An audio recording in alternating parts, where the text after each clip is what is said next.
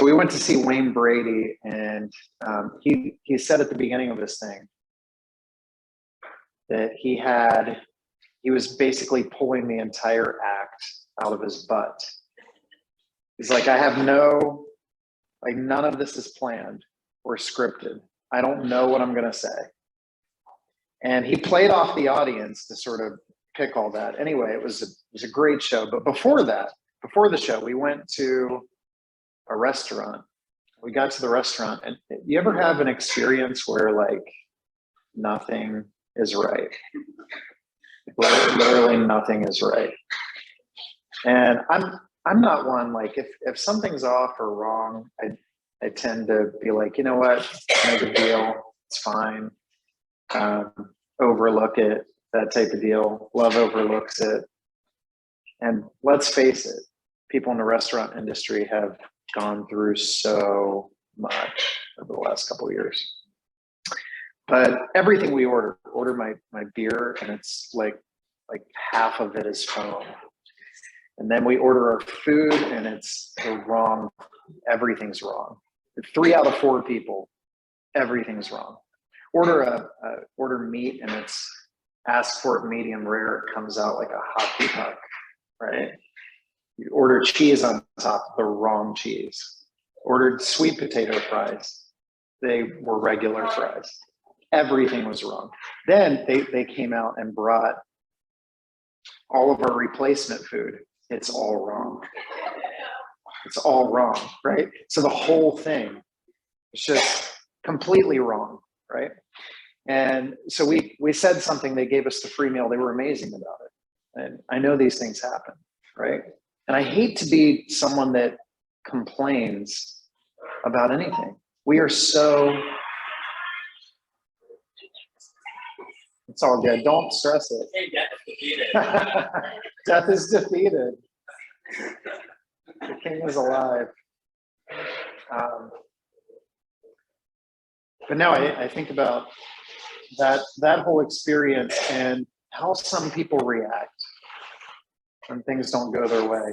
I've watched people's entire day or week or month be thrown off by something that trivial as a meal. Angry, ranting, raving in the car with their friends, going on and they can't let it go. Or someone looked at them weird or said something they didn't like.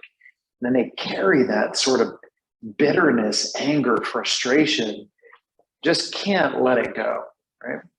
And so I want to take us to a story where we're going to talk a little bit about complaining, and we're going to talk a little bit about our perspective. And this story is coming from Numbers chapter 11. Now, to give you a background, the people of God just took them out of a really bad situation, slavery. Can you imagine being oppressed, a slave, told what to do, manual labor, mistreated, you don't have freedom, you're praying for God to deliver you, there's a deliverer to get you out of that mess. And then you are released. You guys know what happened, right? With Moses and Israel and Egypt. Do you remember that story? Some of you guys remember that story? Okay. How did they get out? How did they get out from oppression and slavery? How did they get out? Okay, so Moses came, and what happened? Miracles or plagues, right? Maybe like anti-miracles, like judgment, plagues. The stuff that was not good happened, and yet they watched God work, right? That whole image of the blood over the doorpost, an angel of death passes by. They watched a river turn into blood and frogs and all this crazy stuff. How do you go through something that extreme, that wild?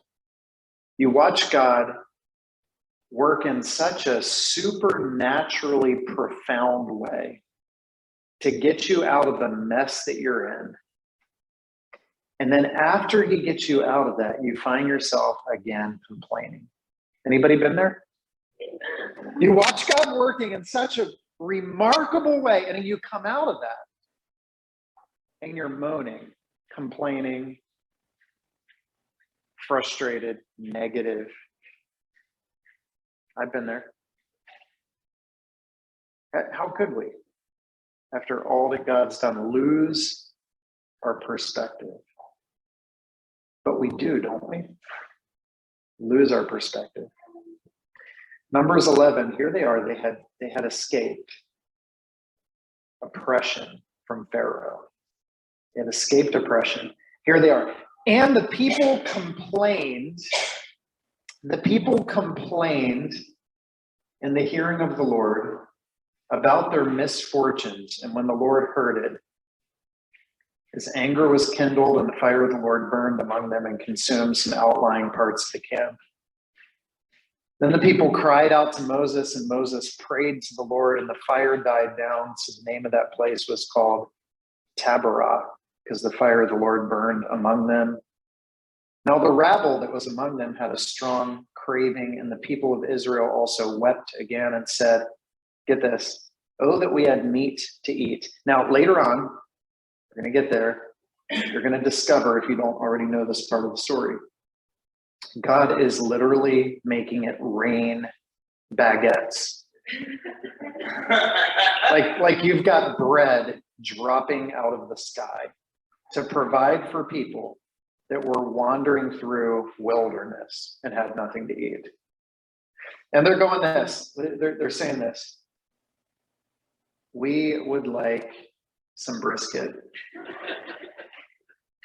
We are tired of carbs. We want to go keto up in here.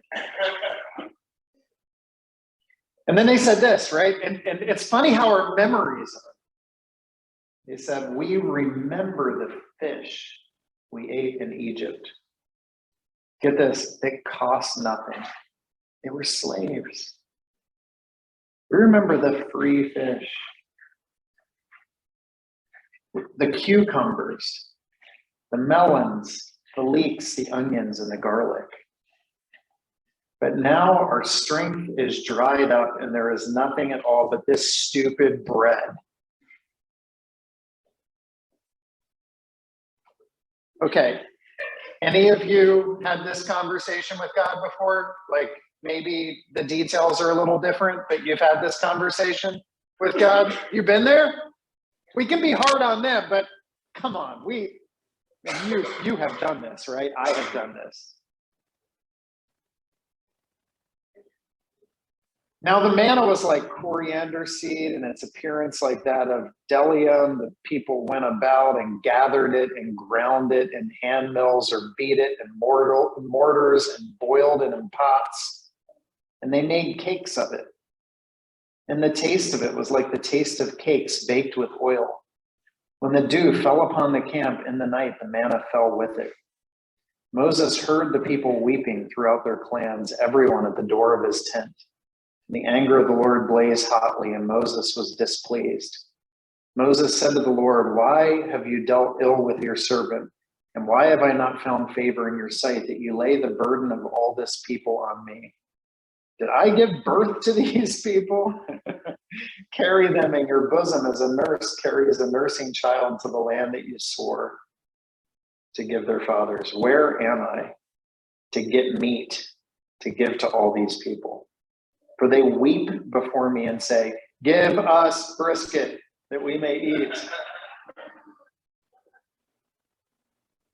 I am not able to carry all this people alone. The burden is too heavy. I am just like tired of listening to the complaining. Have you ever felt that? Tired of listening to the complaining. If you will treat me like this, God, just kill me.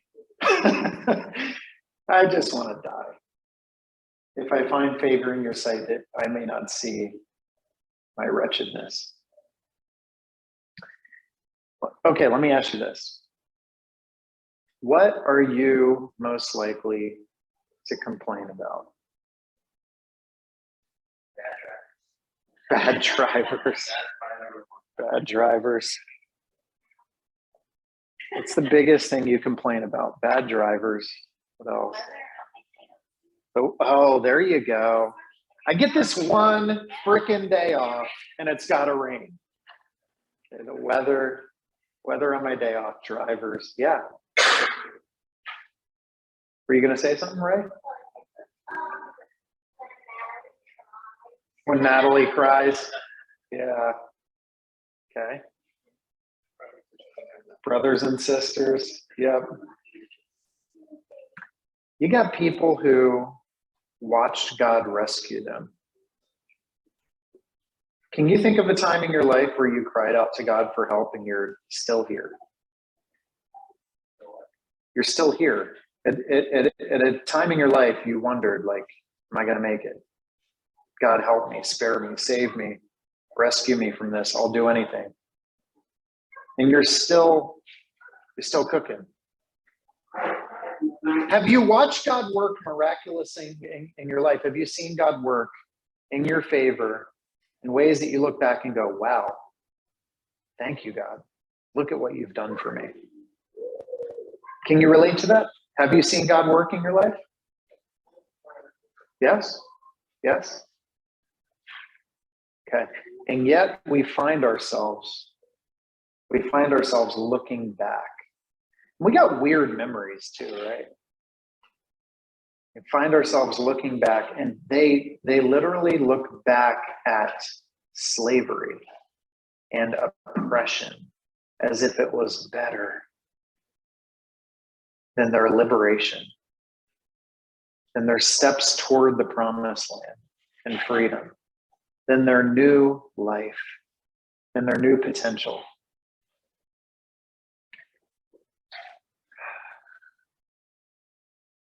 Isn't this what people do whenever they fall back into addiction? Been liberated out of addiction and then go back. Or when you watch someone who's been in an abusive relationship and then they go back to it. How could you do that? How many of us have had things in our life where, just like Paul said, the things I want to do, I don't do. The things I don't want to do, I do. Wretched man that I am, who will save me from this body of death? How many of us have known that God has rescued us out of a situation only to go back to the same stuff that has created mess and chaos in our life? Have you been there? Like, what am I doing here again? In this same mess, after God pulled me out of it, why do I return to something that I know is going to hurt me or damage me or create pain or difficulty in my life?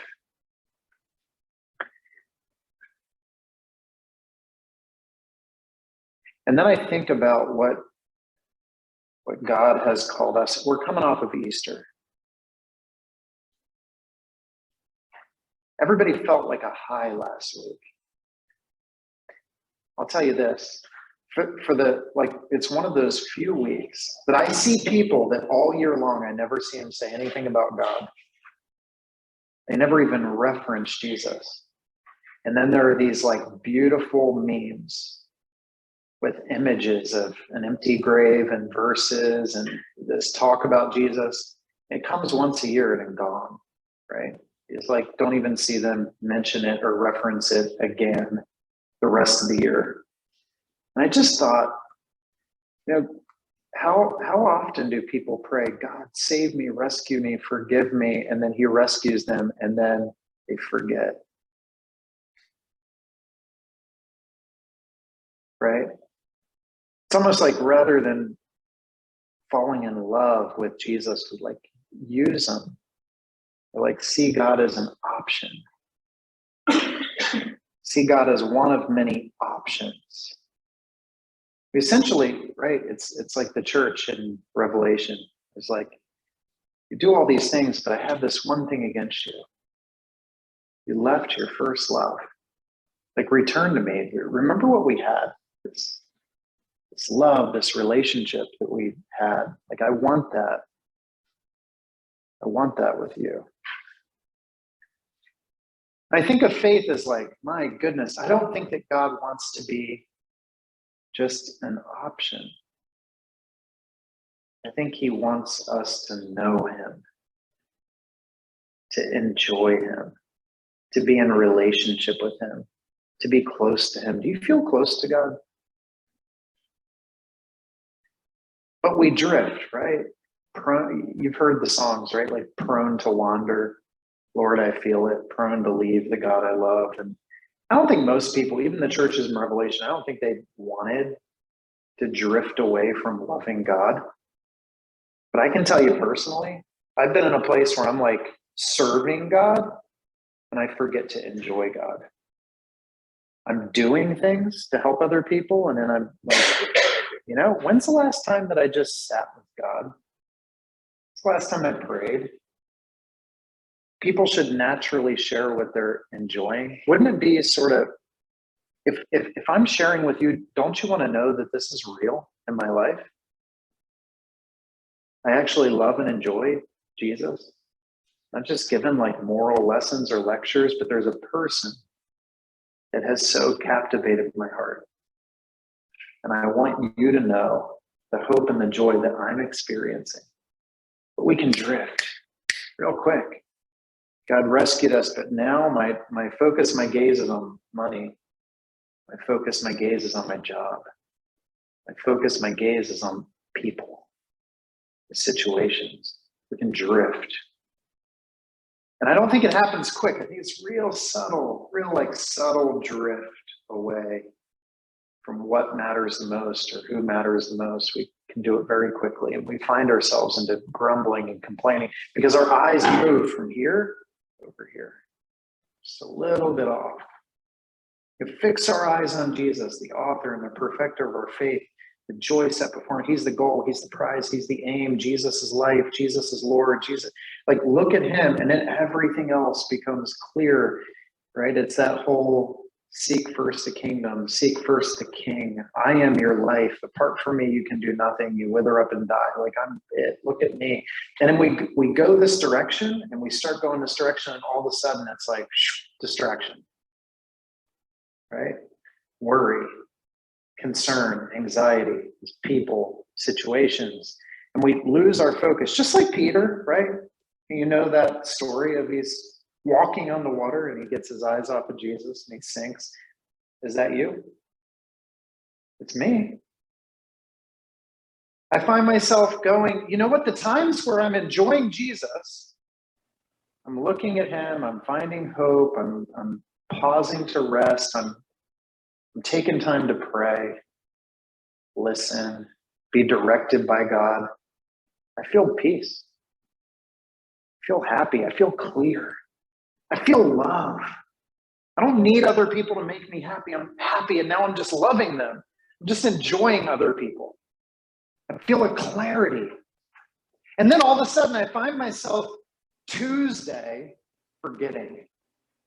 And then I'm like, I got to crush it. I got to grind. I got to get this done. I got to get here. I got to go there. I got to make sure this is covered. All of a sudden I take my eyes off of Jesus and I put it on. I got to finish this task. I got to get to this place. I got to call this person. I got to deal with this situation. How many of us have done that?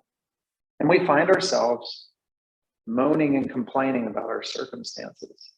How is it that Paul could be in prison, or he could be feasting around the table and be full of joy either way? He said, I found that I can have a lot or have nothing, and I'm content. How? Right? How do you sing in jail? How are you happy when you're in prison and tortured and shipwrecked and whatever? It's because Jesus is the answer to my joy and my happiness, not my circumstances or situations. However, when we find our joy, our happiness, our fulfillment, and the circumstances around us, it's like chasing a mirage. You get there to hug it and nothing's there. We go through this cycle often. Jesus has called us to so much more. He has. I think about this community, this movement of churches, micro churches that we're a part of. And I think of it this way, there's a legend, Cortez, you heard this story? The Spanish conquistador Hernan Cortez issued a rather interesting order to his men as they began their conquest of the Aztec Empire in 1519. The order was simple: burn the boats. Burn the boats. He wanted his men to realize that they had no opportunity to retreat. So they had to give this fight everything they had. So when you see something, I know for me, when you see something that's so much better, right? It's like the example that I gave during our communion, the pearl of great price, that you sell everything you have to go and follow Jesus. Go and when Jesus said to the rich man, go and sell everything you have and come and follow me. It's better. Like, I'm offering you so much better. Just give all that stuff to the poor and come and follow, because this is real treasure, right? It's real treasure over here. Come with me. It's better. I promise you. Just come. Leave it all. When you find that, how do you go back? How do you go back? Why would we go back to Egypt? I think about what Jesus did, what Jesus had with the disciples. And then I think about these tastes and these experiences like we get to have when we sit around the table, and you get this almost like a sense or a taste of what Jesus experienced with the disciples, where you're sitting and you're laughing and you're eating and you're crying, and you have these friends that are sharing a journey with you. You go, I'm not alone. When you get a little bit of a taste of that, and you go, I think that the mission of Jesus was not that we would just gather in a crowded room and be a spectator to a performance on a stage. But when I see Jesus with his disciples, did our hearts not burn within us? And they sat and they laughed and they ate and they reclined around the table for hours. And the Lord added to their number daily, and somebody had a need, and I got you covered. I'll sell my property and take care of your medical debt, whatever it takes.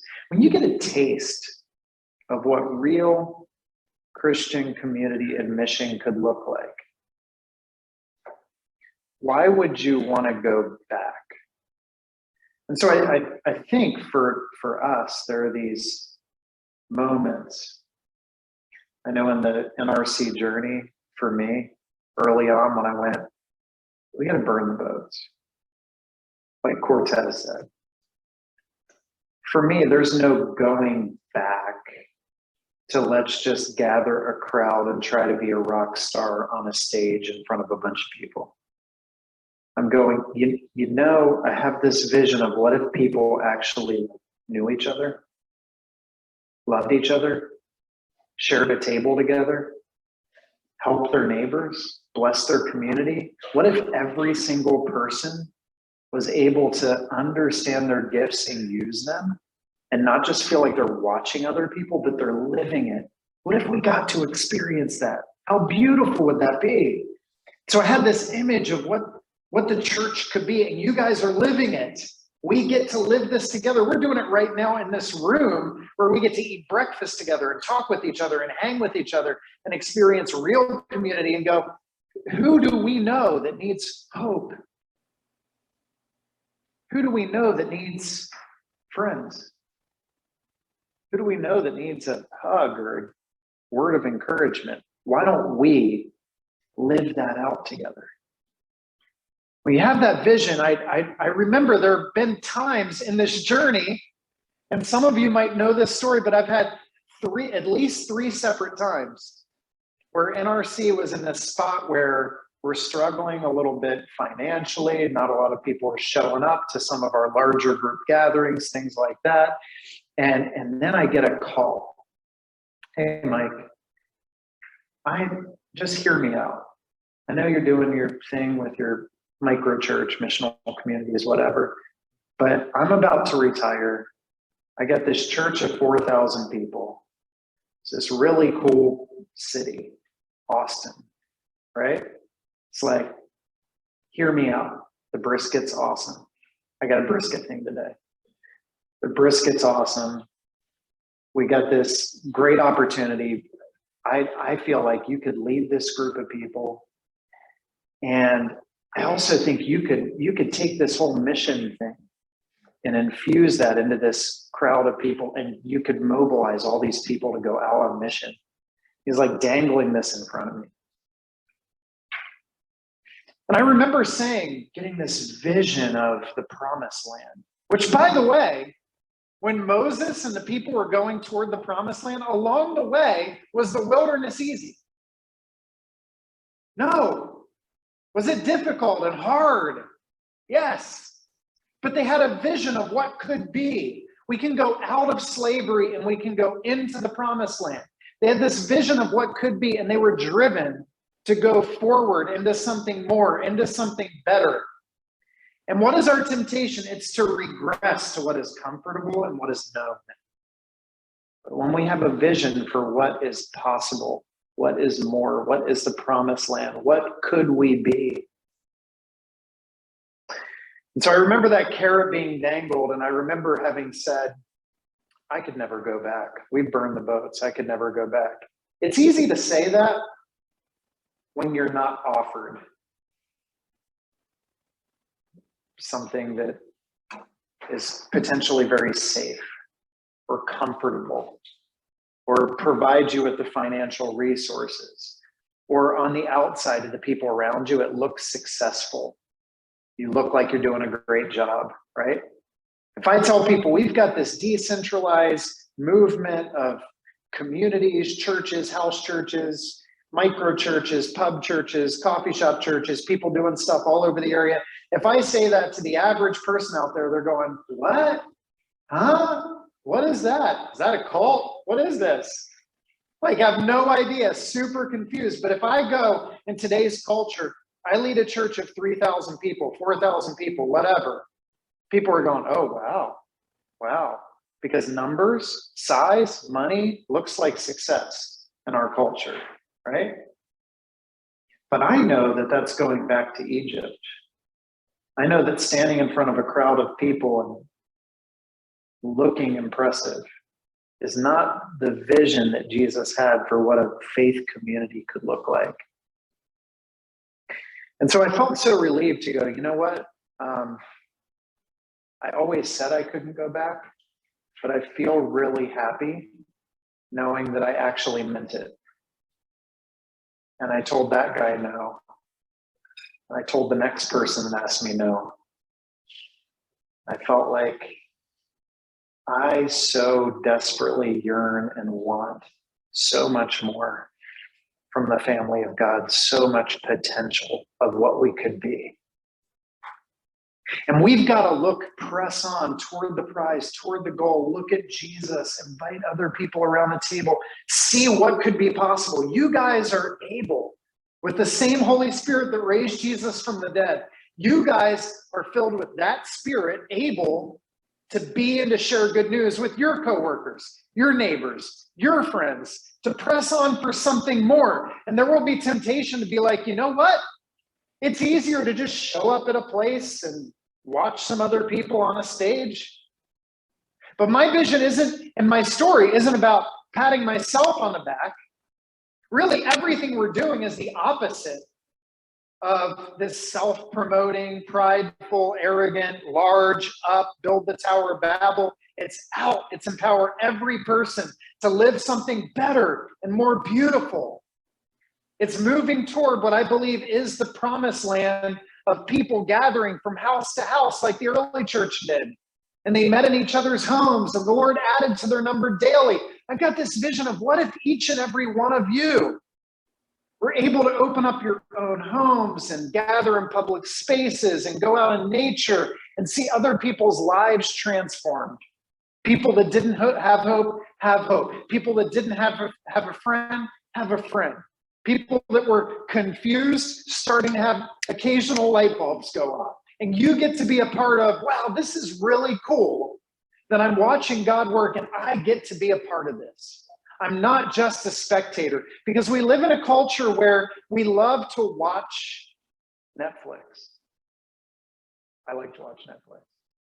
It's not all that bad to watch TV, watch shows, binge shows, all that. But I'll tell you what's even more exciting or better than watching people experience community. It's actually experiencing community. The real experience of community around a table is better than watching people on TV live in relationship with each other. It's better. Now, is it harder? Yes. Do you necessarily want to clean up your house? Probably not. Do you want to do the dishes afterwards? Probably not.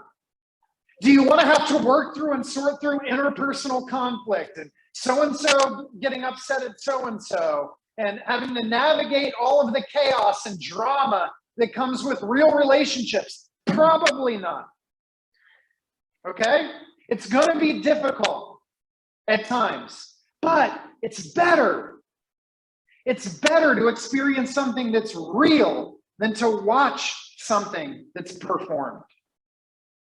And God has called us to something more. He's called us to the promised land, to experience something more. And yet we, just like Moses, go, nah, you know what?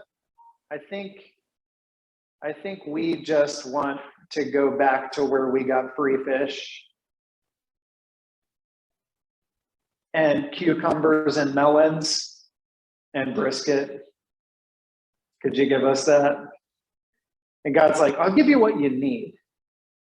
Yeah, but I don't want that. I want this. No, I'll give you what you need. And just keep moving toward the promised land. Keep your eyes on the prize. Press on toward the goal for the prize. There's something more that I'm calling you to that's better. Go. So many of us get our eyes off of that. I have many times. Have you? And just like Moses and the people in this story, it's a sort of a cautionary tale for us about our own hearts and our own tendency to get our eyes off the prize and to wander and to have a false memory about slavery was great. Remember slavery? It was great. No, it wasn't. It wasn't that good. Okay? It really wasn't that good. Sitting and watching other people is not as good as getting in the game and watching God work through you and seeing real lives transform and experiencing real community and stepping out into your faith in courageous and daring ways is better. It's scary. It's harder. It's exhausting. It's at times frustrating. It would be easier to go back.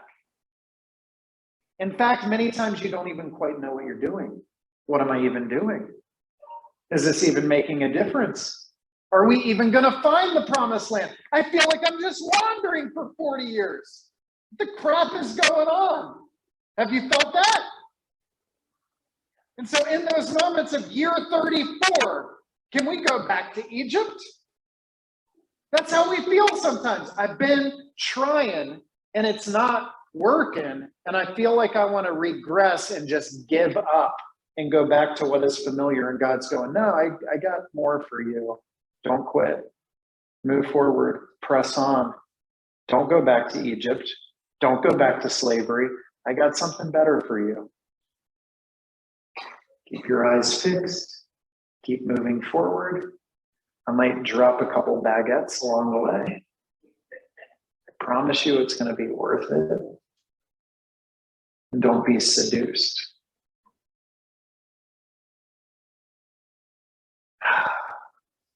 So I want you right now, with the people in your micro churches, wherever you're at, here at your tables, just share what do you feel God is calling you to?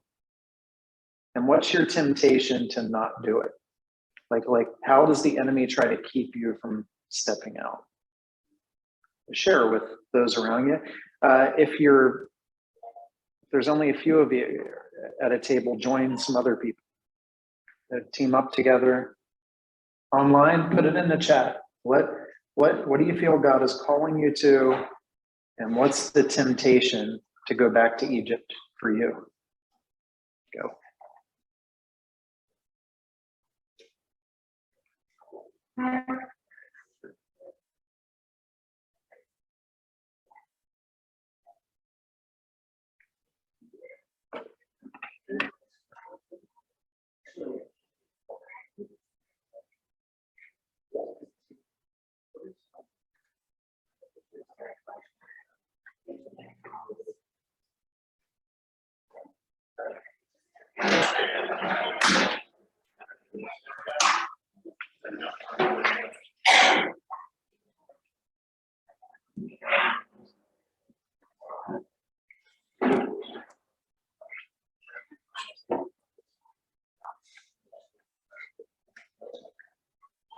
I'm going to give you 5 minutes on this and those online, and then we'll come back and hear some feedback.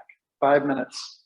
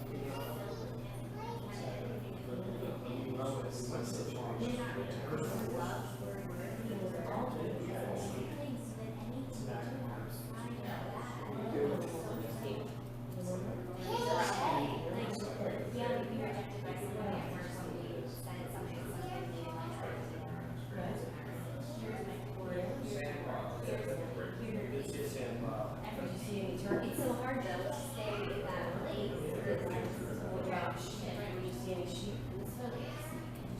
And like you said, it's always, and he said, it's not always a bad thing, it's a lot of times it's a good thing, it's like family or whatever. It's just, veers you off, this is good too. That's like anything, you know, like, I always say, that. And so anything, everything is like, good, anything is good, but like getting married or there's so many good things. Sometimes I feel my Overdue or do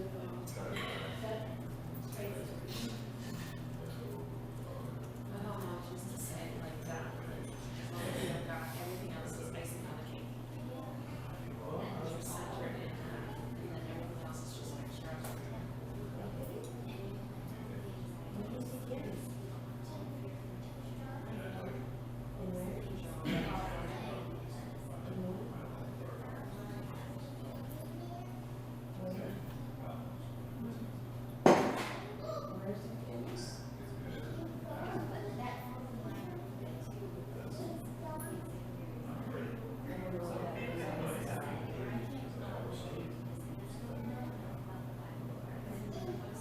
just health. You don't have to go to a Bible school. You don't have to go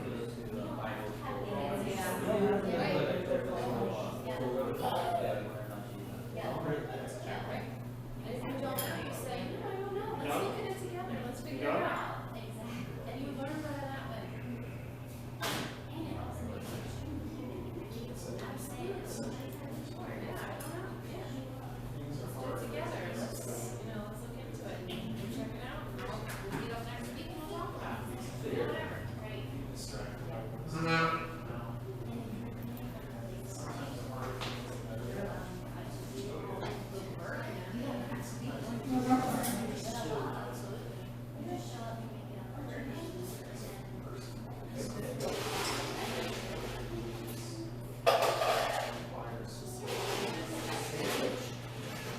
We were talking about this and like the reference of it was from last night.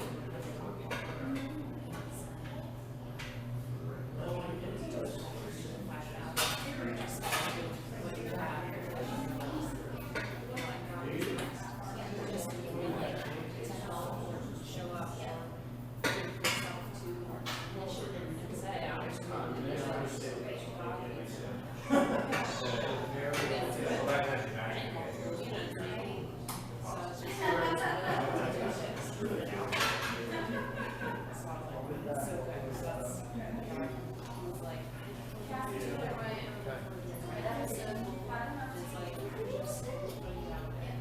That's always like, Somebody unmuted. There we go. All right, so a little feedback. A little feedback either online or from your tables. Who wants to share? For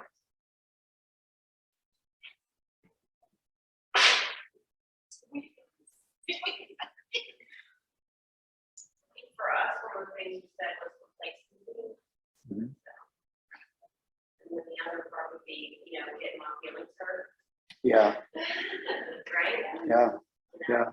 That might necessitate. Yeah. Fairness of it all. Hmm. Has to be let go. It's safer when you can just like turn off a TV show. But when they're real people, like it's a deeper pain, right? It hurts more. Right. And so you're all in, but you think about Jesus and how he wept. Rejoice with those who rejoice, weep with those who weep. And the more engaged that we get, our celebrations are greater, our joys are more exciting, but our pain is harder, right? You literally have to take up your cross to follow Jesus Over and over again. over and over again. Yeah. Because that way of life is better and harder. I know for myself, I keep saying, what we're doing now is the best and hardest thing I've ever done. It's so great and so hard and so worth it. For sure. Yeah. Anyone online? Yeah.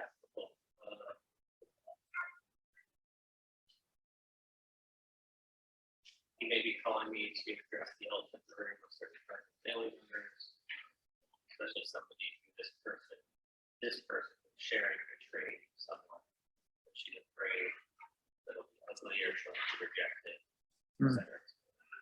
Mm-hmm. Somebody said they have a desire to get closer to God, but find that the temptations and distractions of the world or like crises that we're going through keeps preventing access. Yeah. That's good. It's a squeaky wheel thing, right? Like oftentimes our greatest temptation to keep us from whatever God's calling us to is the stuff that's immediate, right? I gotta fix this right now. And so instead of thinking about the thing that's most important that I'm called to, I get distracted by the thing that's urgent. It's just urgent. I gotta take care of this now. Yeah, it's a big one. I think my biggest temptation is not to disobey God, it's to tell God later. I'm like, oh yeah, God put that idea on my mind to help this person or reach out or send that text or take that action. Yeah, but I'm in the middle of something. I'll do it later. And then later never happens. So it's not like I ever said no. It's that I delayed my yes and then it never happened. Anyone else relate to that one? So I think for me, delayed obedience is usually disobedience. Yeah. Good. Well, continue talking on your couches or wherever you are. And let me pray and close our time. And those of us that are here are going to chill and see y'all next week at, what is next week? The college, I think. No. First week. Yeah, next week is, I believe, Big Bottom Brewery in Dillsburg. That's where we're going to be. Big Bottom Brewery in Dillsburg. But God, we just, we thank you for such a great reminder of our tendency to want to go back to what's easy, safe, comfortable, known. Even if it isn't necessarily good news for us, at least we know what it is. I think sometimes the fear of the unknown or fear of failure, all those sorts of things get in the way of the greater thing that you've called us to. So help us to just step out of the boat, to have a courageous and daring moment to do what you've called us to do. That we would yearn for more, that we would yearn for the promised land, that we would not shrink back into a spectator life, that we would not shrink back into old, bad, damaging habits, that we would not fall back into things that have not been good or have been abusive or harmful just because we feel comfortable going back. God, help us to yearn for, to strive for, to go towards something more. We love you. Amen.